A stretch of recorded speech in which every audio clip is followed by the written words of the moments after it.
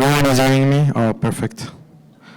So first of all, before moving and going forward, I know that it's lunchtime, so everyone is waiting this time. So I will make it, I hope it will make it short, sweet, because talking about finance, it's always, I would say, kind of tricky. We've been talking about food, about sustainability, about cuisine, about different things since the beginning of this 3 days.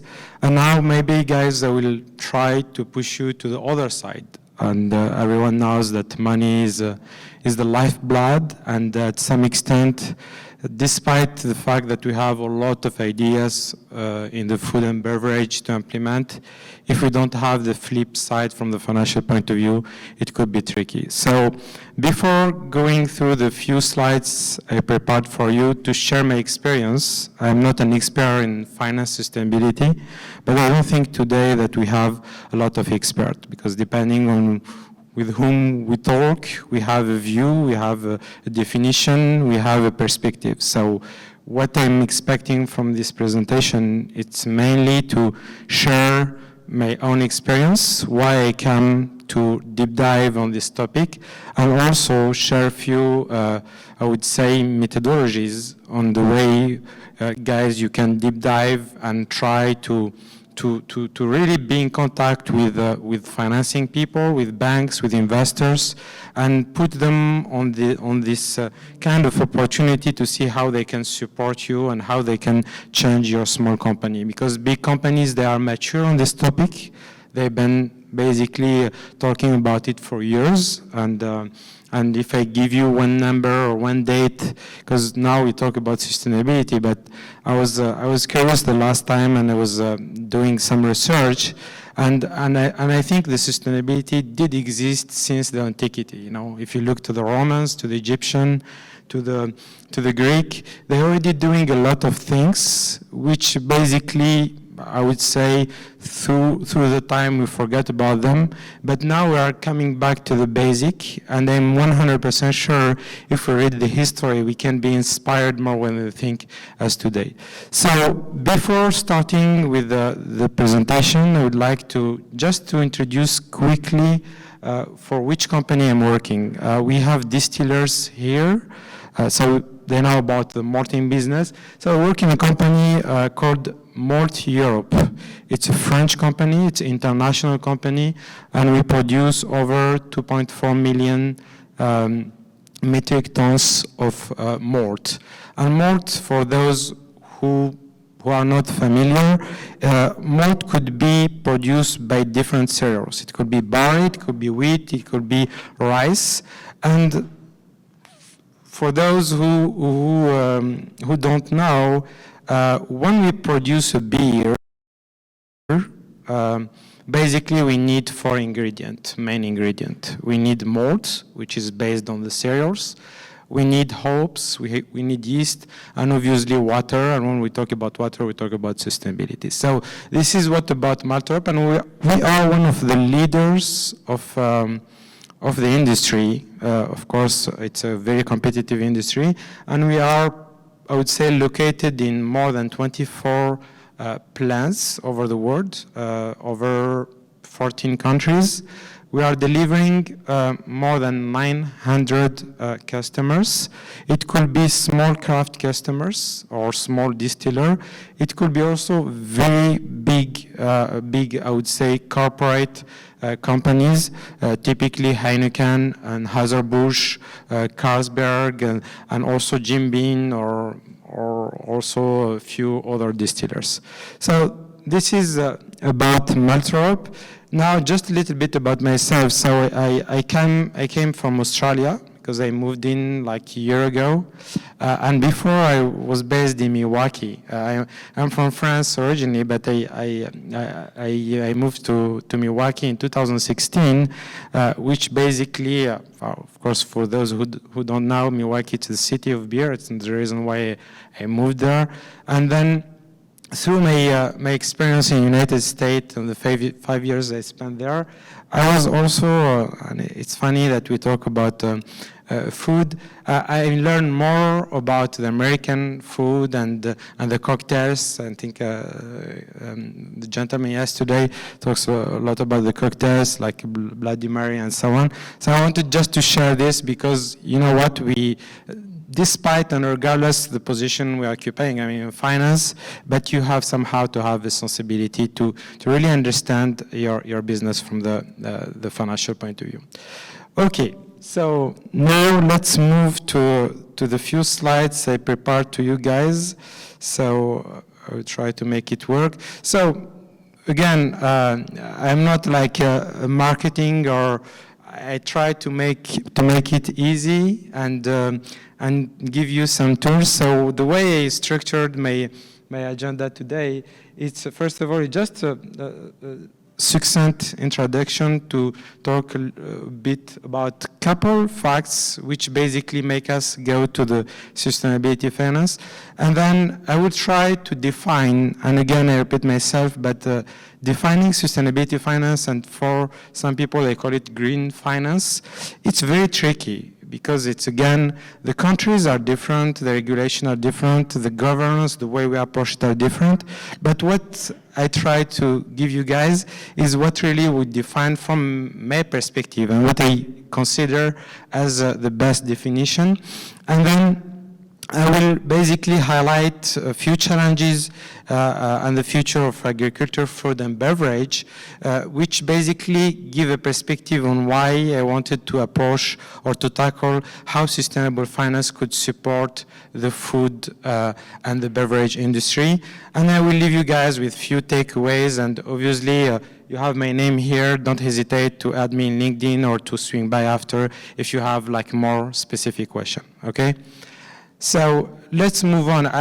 In those few things I put in perspective here, some of them are highlighted and raised in different presentation. But the good thing that if everyone is raising those KPIs or those data and so on, it means somehow that we all have this awareness and we are alarmed by something. So, of course, we can tackle it from the business point of view, from the operational point of view, but at some extent, from my perspective, if we want to find solutions, we need absolutely to combine the three aspects I look at. For me, there is three axes if I look at it from that perspective. We have the businesses or the citizen, where everyone is responsible to take some action. We have, in the flip side, the investors, the finance, the banks, and they have to play a very important role. You cannot grow your business or implement a new business without basically the adhesion of those institutions somehow. And finally, and I think within all my observations since the beginning of this seminar, we don't talk enough about what I call the governance or the regulation, and obviously the government should and must play a very important role. You know, sometimes we hear about, greenwash, like it's marketing and this, but at some extent we cannot move by one step if finally the government don't take the responsibility to support all this sustainability, I would say, model we are tending to. So, a few things to outline here. Obviously, everyone knows that the global population will increase by roughly, I would say, from 7.7 billion to nearly 10 billion in 2050. 2050, it's like in less than 30 years from now, and it's a big challenge and a big concern for all population. So if you look at it, because obviously I work in the malt business, so we have to tie it to the cereals. The cereals demand to be used as food for both humans and animals may grow to roughly 3 billion tons. And we have also the increasing, to stick to those KPIs, the healthcare cost in one hand, and also the implication of the climate change, the water which became, and I think it will be the issue in the couple to not say in the coming 10 years or 20 years, for one reason, and I think a few speakers, they highlight it. Business like us in the marketing business, the water, it's one of the, I would say, on top of the gas, electricity, one of the key, I would say, cost component. And obviously, we cannot just stick and continue to produce the same way that we've been doing years ago. And we need to come up with, from the operational point of view, by action, to really try to take care of our wastewater and to treat the water and find alternative about water. So, and obviously the nuclear and gas world pressure is our constant concern from the food and beverage. And I experimented as a finance guy today, and all companies, food and beverage, are facing it today. And finally, obviously, we have 30% of the global population which suffer from undernutrition, and this KPI is very, very important. That's why at some point the food companies must adapt to shifting the consumption patterns, and in order to get in this way, we have to start by the starting, which is putting small initiatives in each area to really go towards this or promoting those sustainability. Okay, now let's move to the second section I prepared for you guys about the sustainable finance. What is and what is it? So I was basically trying to find something which gives a sense to myself, what means sustainable finance, and from my perspective, the best definition, if I look at it from that aspect, is fundamentally referring to any form of financial service integrating the famous ESG, environment, social, and governance criteria in our business and investment decision. If tomorrow you want to basically do an investment, of course, every company and every bank and every, I would say, business partner have in mind the return of investment. But in the finance sustainability, the criteria of return of investment is not enough. And it's not enough for different reasons. So if I give you just a kind of example to emphasize what does mean. So let's start by the financial market. All guys, you know that it starts by the financial market, and those financial market, they take money from the investors and they lend it to the businesses or the citizens who are willing to get the money. So obviously the money we lend is not free. We are expecting somehow a return of investment, and there is cost implication behind it. And the banks and the investors, they have a kind of risk profile, which is mainly driven by the net profit put against the cost of investment. It's as easy and as it was before. You know, of course, we can speculate about all different KPIs the banks that are using, but the main KPIs, okay, what is your net profit perspective for the coming years, and how you put it in perspective of your cost of investment, and they will identify or they will capture your risk profile. And then they will say, okay, it's worth it, we are making money, or you are making your investment, so we can lend you the money. Now, the new thing in the game, which came up with the sustainability finance, the banks, and I'm not saying it from the theoretical point of view, I was experimenting it in my experience. Now the bank, they are changing in a way that in this criteria profile they've been using for years, they add one variable to it, which is basically not only focusing on the return of investment from the financial point of view, but taking into account the type of action you can put within your project to really, consider the environment, the social and the governance for the long or the short-term perspective. If I put it in another example, if someone came in with a project let's say, okay, I need to improve my gas or electricity consumption. If he came up with a perspective with, oh, the return, the payback is good, it's called, let's say, 5, and another company came up with the same project with basically maybe a little bit less than the first rating, but came up with kind of, we can talk about solar panel or any type of initiatives which can improve the climate, the emission of gas and COD, or any type of really sustainable action. The bank could arbitrate that at some extent they will give this, lend this money to the second company. So this is really succinctly what does mean the sustainable finance.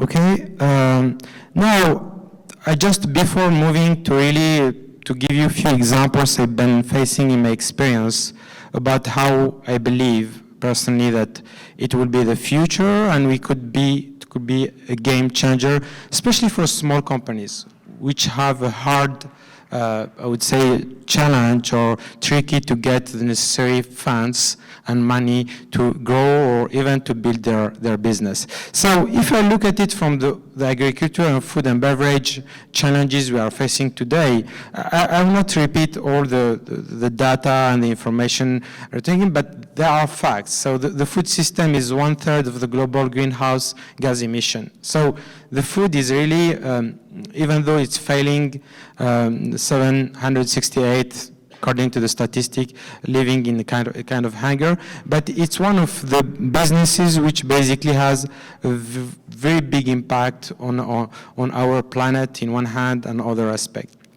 So one of different challenges we are basically facing today, and we see it in day-to-day, despite the situation, because we can talk about COVID, we can talk about the war in Ukraine, Russia, but there are really facts, and we talk about the future farm this morning, but we are facing challenges, which sometimes it's an act of God, and we cannot play against it, but I'm 100% sure that it will fragilize and to make this agriculture and food beverage more and more, I would say, challenging if we don't find the right alternatives, not only from the business point of view, but also the way we can finance our business in order to get to the right, I would say, sustainability, financially speaking. So obviously I can list all other issues which are challenging, type of pressure from investors and regulation, the climate change, the financial issues and the crisis,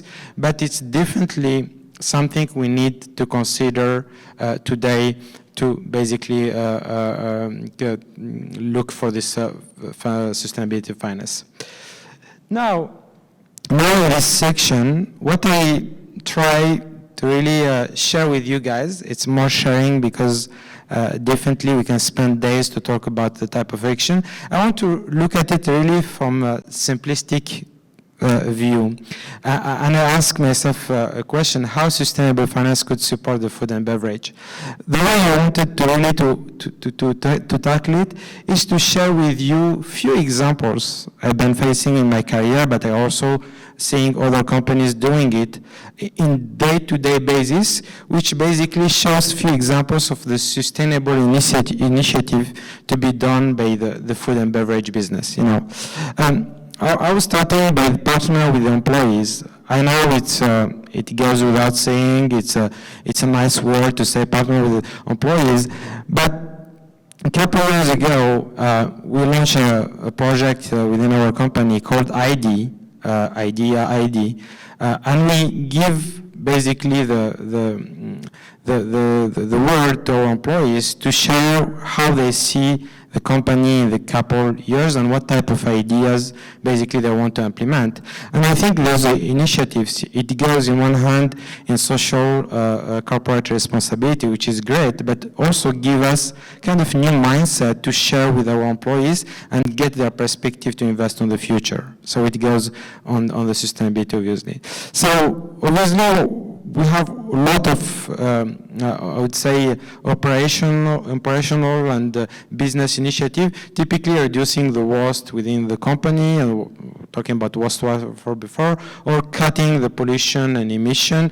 These all initiatives that I highlight here, they are a part of, I would say, the first step, which brings you to go to the bank and say, you know, guys, there are things happening in my small company. How you as an investor or partner, you can value that. And I think what I notice by talking with different people, that sometimes we do the job, but we don't put in perspective and we don't approach the right people to value it even more. And the reason why I'm saying valuing it even more is how you can sustain those initiatives from the business point of view without breaking your bank, you know. So I can talk about minimizing the impact of environment, but also maintain, this one is very, very important, maintain a list of sustainable friendly vendors. You know, it's a big phrase to clarify it, but at some extent, I think the word we are going in is basically a filtering word. And as a business, we could, if we have the chance, it's not always easy to do, to really filter on the type of vendors we are dealing, which allow us to create this virtuous cycle where we are dealing with sustainable vendors, we are also tackling and working with sustainable customers. I wanted to share one, and I think it's the trigger of all my interest about sustainability finance. A couple of years ago, I was working in a very good, like a very important project in Mexico with one of our partners, which is a big brewer. And I want to start to work on this business model and business plan. They put right on the table the fact that they want a sustainability sourcing. It means they don't want the barley, which is used to produce the malt, coming from another country. And, you know, if you look at it from the business, it's their expectation, it's their requirement. We are the partners, so we have somehow the vendor, we have to stick to that. But it raised in my mind saying that, you know what, there are more and more customers putting pressure on the sustainability. So at some extent, if we want to really to close the loop, we have also somehow to raise the point with the vendor. I'm not saying that, but you could somehow dictate, maybe not dictate, but at least share your expectation from the sustainability. And that's why that day, I was thinking, if from the requirement, from the specification point of view, they ask for sustainability sourcing, so what we can do, because I'm in finance world, and I'm dealing with banks and auditors and so on, what I can do from my perspective to really continue with this type of expectation to really tackle and touch the different aspect and valuation of the business. You know, other things I wanted also to share here is obviously lowering the energy and the water consumption and developing sustainability work policies. You know, sometimes, of course, it goes without saying that sometimes we need to take care of our employees, to put some rules and so on. Quite honestly, in my experience, a lot of companies, they say it, but they don't put it down.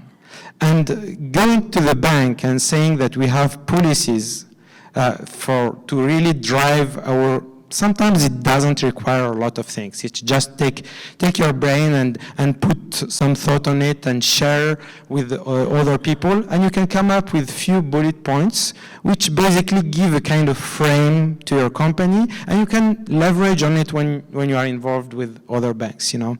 So advancing diversity and hiring, this is a good example of initiatives.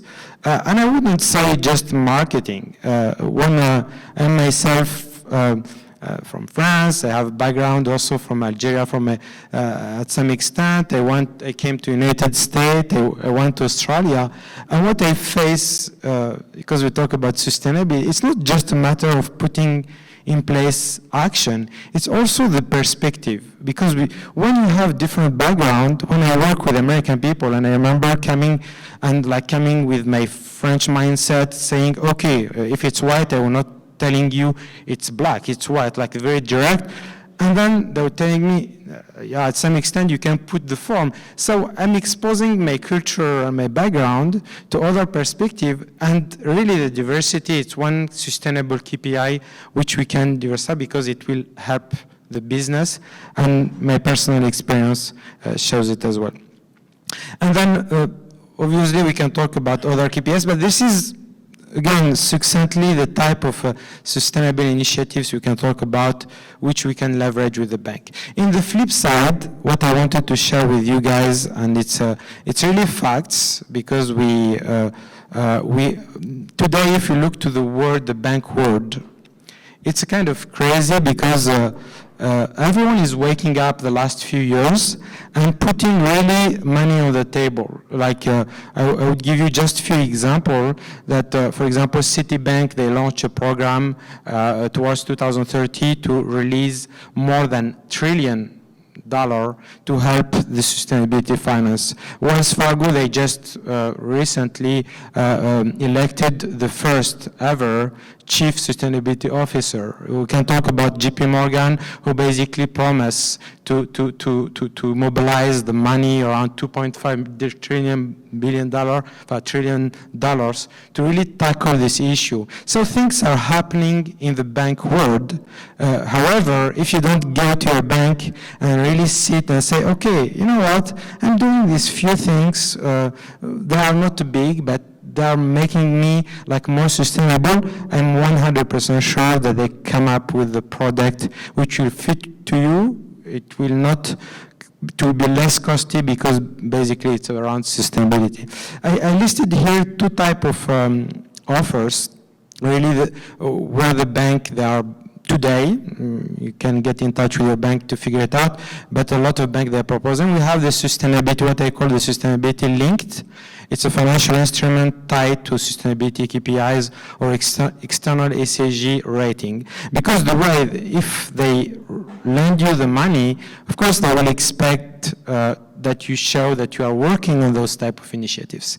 And basically they're offering three type of product. You have first the sustainability linked loan, SLL, short or long term. You could finance your investment or you could finance your working capital.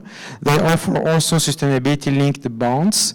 And finally, for those who are involved in the derivative market and basically the currency market or this type of things, you can go with a sustainability-linked derivative. This is a type of sustainability-linked offer from the bank, which you can assess by yourself or contact your finance guy to contact the bank. So, in the other side, it's another technique. It's the use of proceeds. Bank, when they lend you the money, they can ask you from KPIs. And what we do, and I think I advise everyone to do it, because sometimes we ask, oh, but how you can track the sustainability and the action you are doing, the improvement of wastewater consumption, gas, this and this and this. For me, we shouldn't make it more complicated. Use a baseline. Let's say, okay, my baseline is 2020, before the COVID. And then, okay, get in contact with the operation team and track those KPIs year after year and show the percentage of improvement. This is your tool. You don't need to use a consulting company or whatever. At least you have the control of your data and you can leverage on it when you talk with your bank. So, this use of proceeds, to come back to this, are used to finance the investment, and obviously we can break it down in different type of things. We have the green bonds in one hand, social bonds and sustainability bonds loans, Okay, so now the two other sections I wanted to track, and it's really, I would say, a real example I wanted to share with you. It's now when we think about it, what the sustainable finance benefit. I think there is a couple of them, but we see them when we start really to deep dive. So one of the sustainability finance benefit I see as a, I would say, big company, but I think it's valid also for the small companies, is to raise the sustainability recognition and increase the sustainability ambition.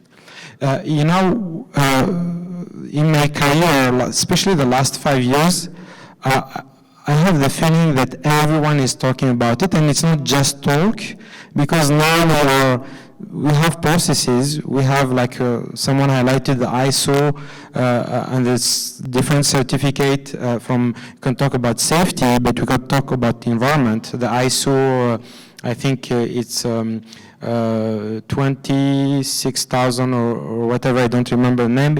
It goes to the social responsibility, and we have also ISO 14090, which goes to the environment. So the regulation and the governance is really making it happening. And now it's like you are dealing with your company and you have auditors, KPMG or those type of finance auditors. Now you can deal with ESG, and the government, they understood it and they are putting more and more action. Just to give you an example, and I know I don't want to bore you with this, but if for those who are familiar with the auditors and the gaps, the AFRS, which is the international standards from the financial point of view, they put a board committee to tackle this ESG topic, because one of the issues we're facing today that we don't have the right definition. So it's very difficult to distinguish what is right, what is wrong. So now, even from the accounting, on top of the bank institution, on top of the governance, the auditors and the accounting gaps are tackling this issue to really put the right procedure, and I just voted a board in 2021 to tackle this topic. The second thing I wanted to basically emphasize here is also to reinforce the value of the companies by impacting the behavior of the employees and management. We talked about just the presentation before, the gentleman said about the retention, how we can retain our employees. You know what, the awareness and the social medias and so on now makes everyone aware, and they want to be themselves in line with their values, and I think it's a good factor to value within the company to retain our employees. Increase the value of the company by giving a strong signal to the stakeholders. At some extent, we cannot hide behind it. Now, even those stakeholders which are really driven by finance, they have to change their point of view. They have to. If they don't do it, at some extent, it will be like a boomerang, which will be impacting their company negatively. And then we can talk about also the quick and easy implementation, which I highlighted before. It's not a rocket science. You have just to put some KPIs and track them against a baseline. And by the way, talking about KPIs, I'm sharing here, which are true KPIs, few banks, I will not name them, which basically they use to give and to lend the money to companies. I put the main one, a percentage of wastewater decrease in cubic meters compared to baseline. We can talk about responsible sourcing target. I was highlighting my example about the vendors and how we can filter sustainable vendors. I have the increase of the percentage of female leaders. When we talk about sustainability, it's not only about the climate. And I think in a lot of countries in the world, we are facing this disconnection between women and men from the leadership point of view and also from other levels. And I think it's one KPIs which is basically put in perspective more and more, and I think we have to, I know there is a lot of work to do, but it's definitely something the banks are considering in the KPIs. And then we have two others: reduce the utilities consumption in kilowatt hours and reduce the CO2 emission, which everyone knows from the climate point of view. And then I wanted just to share with this, because the banks, when they deal with you, either they ask you specific KPIs from the audit point of view, justification of your improvement, or a lot of companies, they ask, I would say, third companies that are more like auditing. Typically, we have one called Sustainalytics, which basically will do audit on a regular basis and give you a report which show the improvement, and you can use it somehow to talk with the bank to get the loan you are expecting. Okay, so I have 5 minutes, so I'll make it really short. So we can, for me, the key takeaway, I'm not here to, quite honestly, I'm not like here to lecture and say, oh, you should do this and this, but from my perspective, to share my experience. I'm not an expert yet, but I'm willing to do because I want to learn more and more, and I'm 100% sure that the timing frame is the right one, because in 10 years we may regret it, you know. So this is 3 takeaway I want you guys to live with, you know. The one is, a lot of people, they are saying, oh, there is a trade-off between like corporate social responsibility, sustainability, and profit. Maybe at some extent back in the time it was the case, but I'm a believer that we can combine the two. So this is the first takeaway. The second one is on power, and it's a matter of, I always talk about academy. So people, more they have awareness, and more they are all apart, and they hold themselves responsible and accountable. So please, use it. It's easy. It's empower your employees on the importance of sustainability and encourage the decision makers to get in touch with the banks. You can get your finance and say, oh, just call your bank and see what they offer. Maybe it works, maybe it doesn't work. But if you need money and funds to sustain your business, you can take it as a first action. And also push, if you are in another level of the organization from the hierarchy point of view, push your shareholders to really consider it, you know. It may work one day. And then finally, like I said, talk to your employees and convince them that they invest in sustainability and innovation, because I'm a believer, and I'm a finance guy, but I am a believer that in 10 years, if we don't do it today, in 10 years we will regret it. So thank you so much.